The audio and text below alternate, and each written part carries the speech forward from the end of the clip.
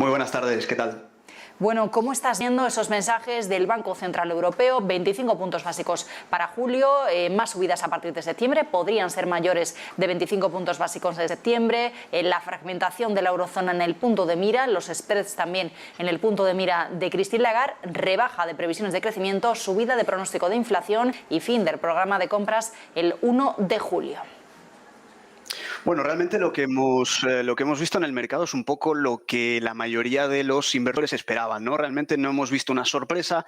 Se hablaba de que podía haber una sorpresa eventual, de que subieran tipos más de lo estimado o algo por el estilo. Sin embargo, ha ido muy en línea con la última reunión en el foro de Davos, en la cual Christine Lagarde dejaba bastante claro la ruta a seguir. La ruta a seguir era el principal condicionante de todos, terminar con la compra de deuda neta del programa APP. A partir de ahí, una subida de 25 puntos básicos, tal y como planteaban. No ha habido sorpresas en el mercado, pero ¿cómo recibe esto el mercado? Realmente eso es lo importante y y es el factor determinante. Y es lo siguiente, y hay muchos precedentes realmente que validan la tesis de la mayoría de inversores, y es la siguiente: el inversor ya no se fía de los bancos centrales. Han cambiado el discurso de forma constante, de forma continua. Ahora están diciendo una subida de 25 puntos básicos, y hay que ver hasta qué punto el mercado realmente considera que con ese ajuste gradual de política monetaria van a poder lograr remitir el problema del alza de precios. Mucha gente, muchos inversores pueden opinar de que no es suficiente. Precisamente por eso, Christine Lagarde en la rueda de prensa nuevamente lo ratificaba, una posible subida de tipos adicional, algo más agresiva para el mes de septiembre. Todo esto, y lo han dicho bastante bien en ese sentido, no se han equivocado o no han dicho algo que luego puedan cambiar, que es el data depending. Realmente dependemos mucho de los datos que vayan saliendo de aquí en adelante, y ese será el principal rumbo que va a tomar como referencia el Organismo Central Europeo en este caso. A nivel de previsiones, podemos hacer comparativas con la OCDE, con el Banco Mundial, que recientemente también lanzaba sus previsiones. No obstante, son previsiones. Recordemos que antes de que los organismos reconocieran que el problema de inflación era un problema persistente, hasta entonces el discurso era completamente distinto. El discurso era de que, tranquilos, esto se va a acabar, esto es un problema de la oferta, no es tanto por imprimir dinero, esto es culpa de Putin, y al final acabaron reconociendo que el problema era persistente. Por lo tanto, yo a lo que invito básicamente al espectador es a que sea crítico.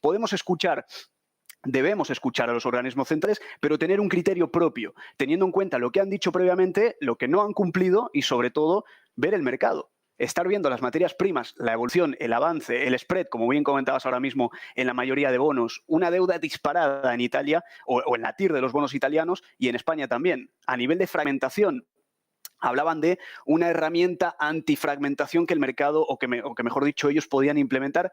Y esto, al final, hablando en plata, se traduce en lo siguiente, y es en seguir comprando bonos. Es encontrar la manera, un poco, el vehículo adecuado para que esto no se acabe. Hablan de que se terminó la barra libre, o a lo mejor no se terminó la barra libre. Eso es lo que deberíamos de plantearnos, ¿no? Bueno, sí, esa era una de las preguntas que teníamos, sobre todo mirando a esa posibilidad de fragmentación, de nuevas tensiones en la deuda soberana periférica. Bueno, vamos a ver qué pasa en ese sentido. Si miramos a los próximos meses, justificaba Christine Lagarde por qué no ha subido, por qué no van a subir 50 puntos básicos en julio, volvía a poner el punto de mira en la gradualidad que tiene que llevar a cabo, no bueno, pues tomar decisiones demasiado arriesgadas de primeras, pero sí que hemos visto que reconocía que a partir de septiembre esas subidas podían ser mayores, y entre los últimos mensajes Christine Lagarde dice que no han hablado de si la subida de tipos en septiembre afectará a los tres tipos principales de los que hablamos cuando hablamos en el Banco Central Europeo. Esperamos, sobre todo, entre los primeros movimientos, la tasa de depósito, es la que está primero en el punto de mira. ¿Cuál crees tú que va a ser la senda dentro de esas tres magnitudes que vigilamos cada reunión de política monetaria del Banco Central Europeo?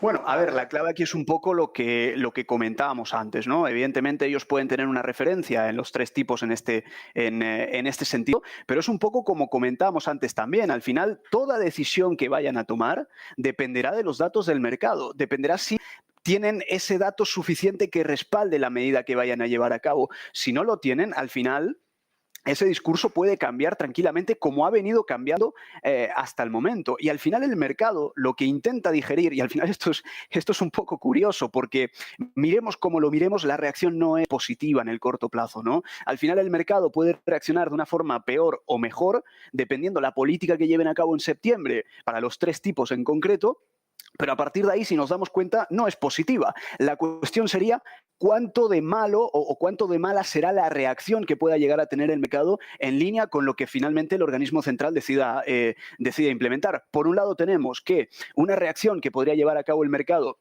negativa hubiese sido en el caso de hoy, o por ejemplo, hipotético caso que comentamos ahora, que la subida de medio punto porcentual se lleve a cabo en julio, algo que de momento está descartado.